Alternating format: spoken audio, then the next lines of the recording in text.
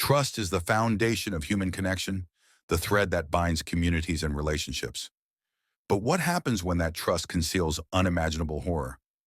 This is the story of Tamara Samsonova, a seemingly unassuming woman who would become one of Russia's most chilling killers, a name forever etched in infamy as the Granny Ripper. Tamara Mitrofanovna Samsonova was born in 1947 in Uzhur, a small, quiet town in Russia. Her early life remains a mystery, as unremarkable as the life she appeared to lead in adulthood. In the 1970s, she moved to St. Petersburg, where she married and worked as a hotel administrator. To her neighbors and colleagues, she seemed like any other hardworking woman, blending into the fabric of the bustling city. But Samsonova's life was anything but ordinary. In 2005, her husband mysteriously vanished without a trace, an event that raised few questions at the time. Over the years, her neighbors noticed odd behavior. She kept to herself, often speaking to no one. What no one realized was that Tamara Samsonova had a dark secret, a penchant for murder. In 2015, this hidden darkness came to light. Samsonova had invited her 79-year-old friend and housemate, Valentina Ulanova, to live with her. At first, the arrangement seemed to work well, but tensions grew between the two women. A minor argument over unwashed dishes escalated beyond anyone's worst imagination.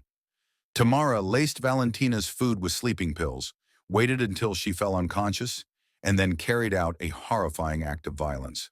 Armed with a saw, she dismembered Valentina's body, placing the remains in plastic bags, which she scattered throughout the city under the cover of night.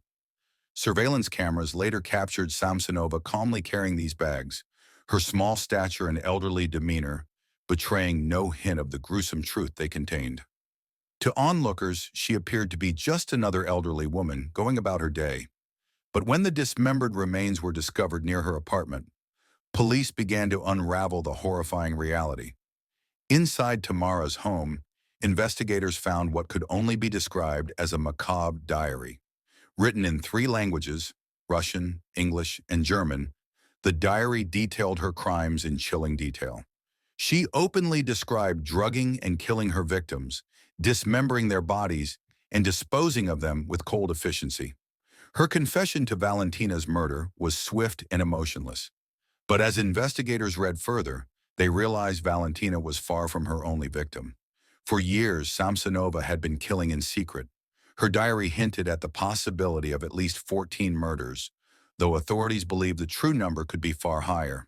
Her victims included tenants, acquaintances, and even those she claimed to love. Her methods were calculated, her motives unclear.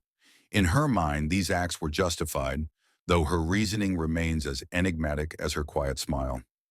During her interrogation, Tamara's calm demeanor unsettled even the most experienced investigators.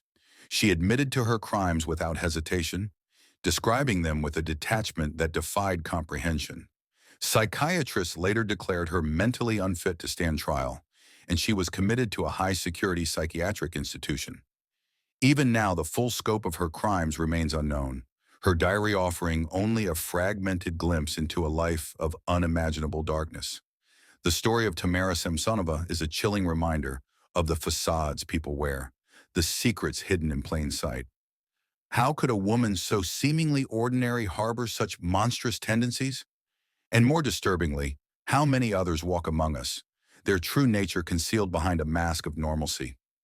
The tale of the Granny Ripper leaves us with an unsettling truth. Sometimes evil doesn't lurk in the shadows. It sits quietly beside us, unnoticed and underestimated, until it's too late.